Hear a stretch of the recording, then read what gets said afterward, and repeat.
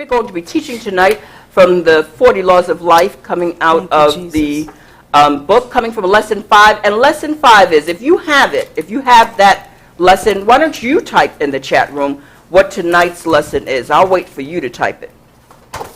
We're going to be very interactive here, and we want you to type what tonight's lesson is for those people who don't have the lesson.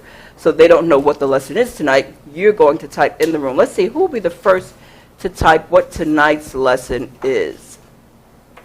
Do do do do do do do do do do do do do do do. Okay, come on. Nobody? Nobody has the lesson tonight? The chat room is silent. No one's saying anything. Okay, thank you, Alicia Sledge. She has it. Prophet Fitzroy, what does Alicia say tonight's lesson is? Alicia says tonight lesson is the law of freedom. Amen. And so it is, the law of freedom tonight. Let me introduce you to the members of the company of prophets that are with us tonight for the teaching segment. We have Prophetess Nichelle Austin.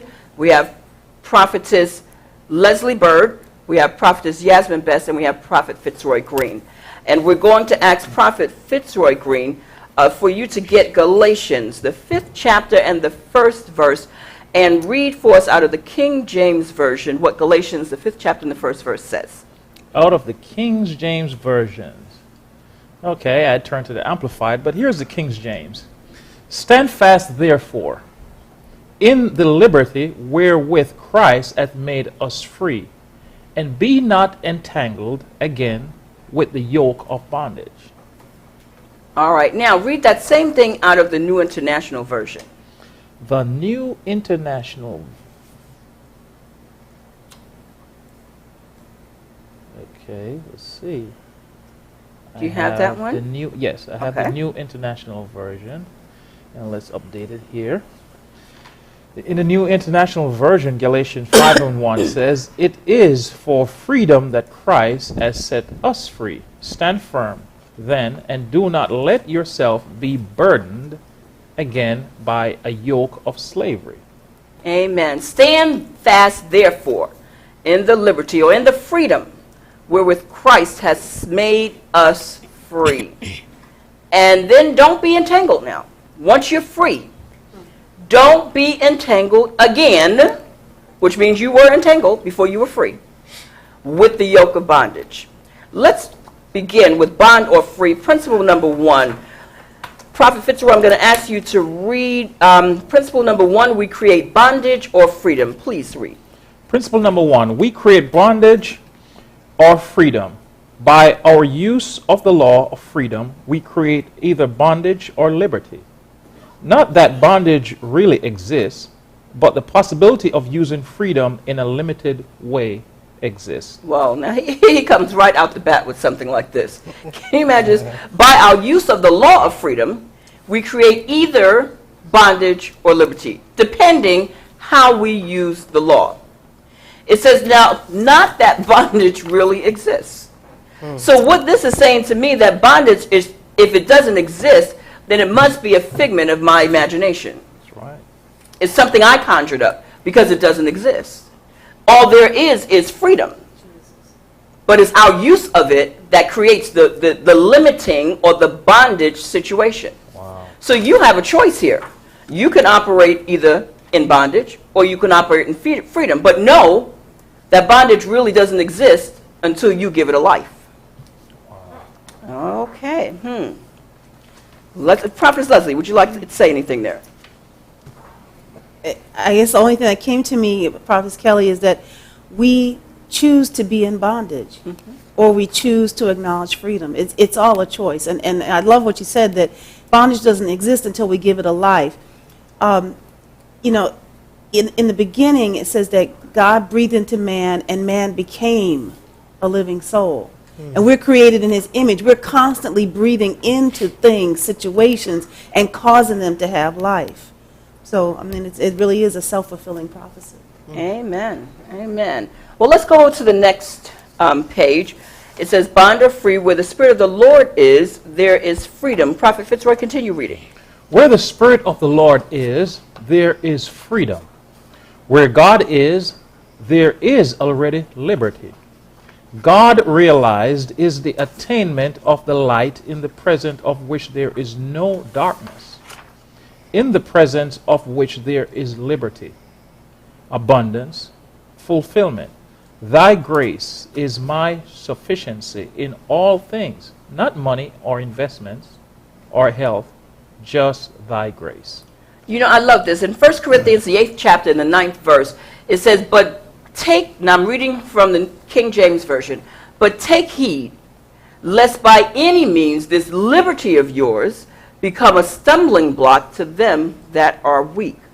I like the way it reads in the NIV, and New International Version, says, be careful, however, that the exercise of your freedom does not become a stumbling block to the weak.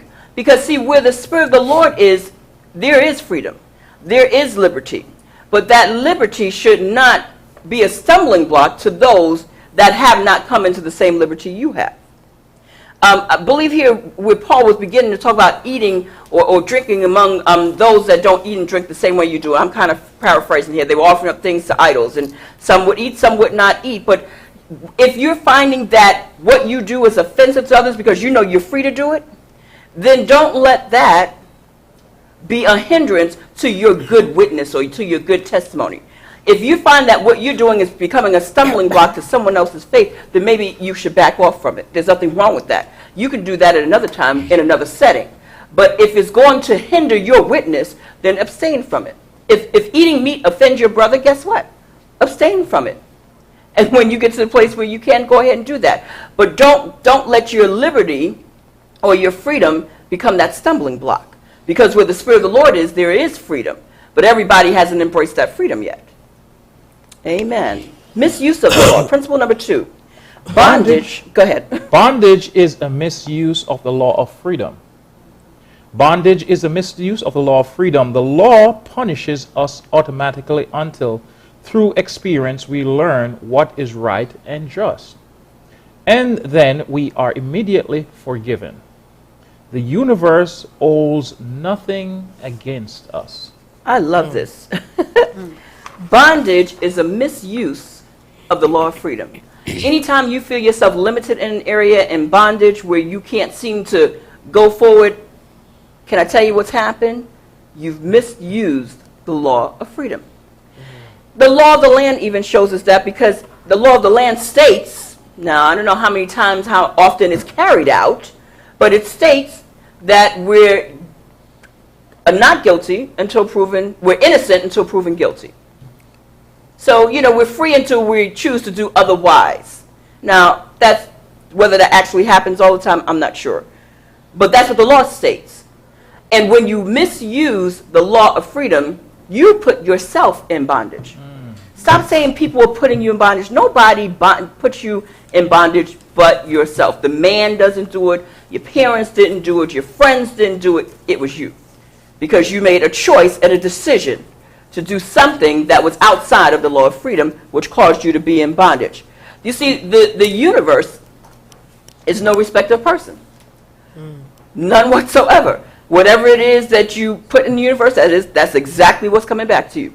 It holds nothing against you. The universe is neutral. It will act the way you act to it, or react to it, if you will, and you'll get that result. But know that it's not after you. Nobody's after you. It's you doing it to yourself.